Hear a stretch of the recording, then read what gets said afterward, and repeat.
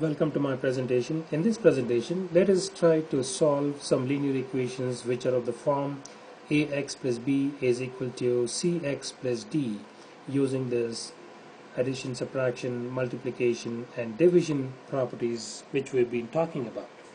So let's say we have an example of this type.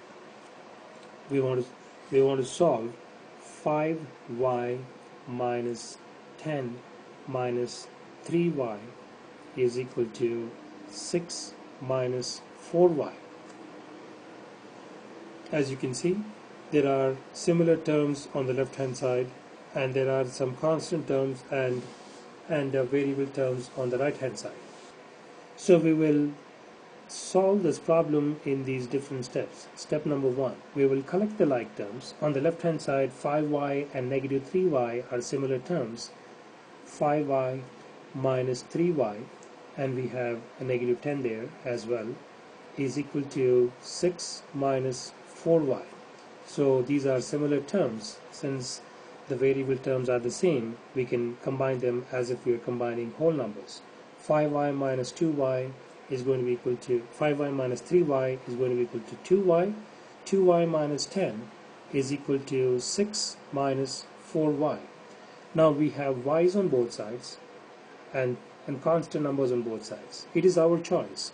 We can either deal with the constant numbers first or deal with the variable terms first. So since it is our choice, we will start with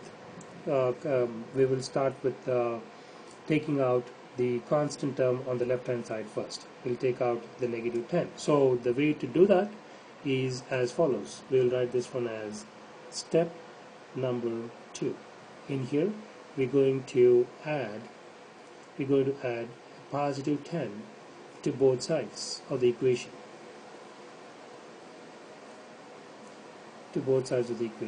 And how do we write that? 2y minus 10 plus 10 is equal to 6 minus 4y plus 10.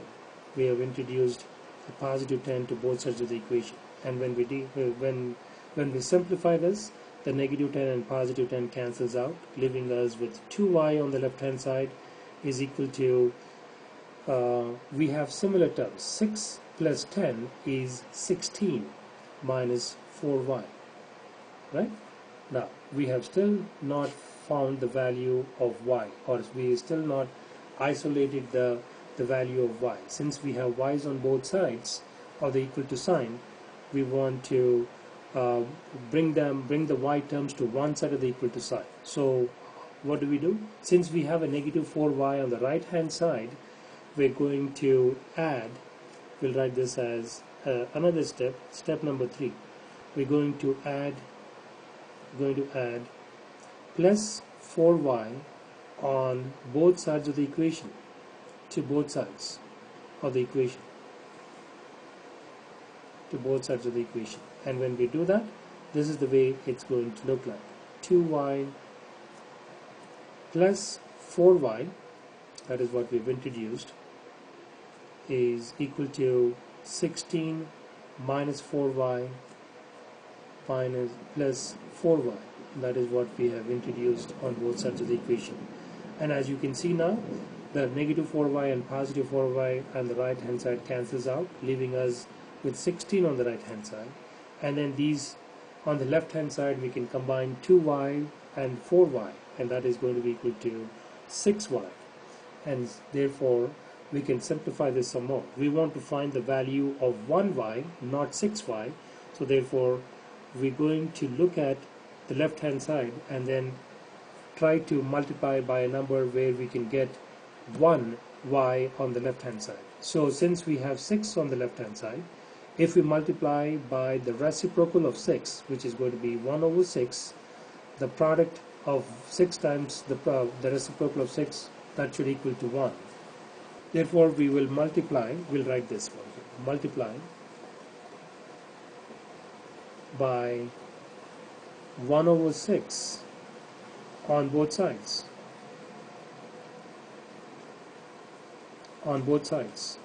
And when we do that, this is what we're going to arrive at. 6y times 1 over 6 is equal to 16 times 1 over 6, right? So as you can see, the 6 in the numerator, 6 in the denominator cancels out, leaving us with 1y, or just y, is equal to 16, and let me write this for you. 16 divided by 6. 16 and 6 are both multiples of 2. As you can see, 2 times 8 is 16, and 2 times 3 is 6. So this 2 in the numerator, 2 in the denominator cancels out, leaving us with 8 over 3. Therefore, the value of y is going to be equal to 8 over 3. This is our answer. This is where we want to leave it. But we want to also be able to check our work. We have arrived at a solution. We want to check our work. We'll go to this. We will explain that in this next step. Check. We are checking our work.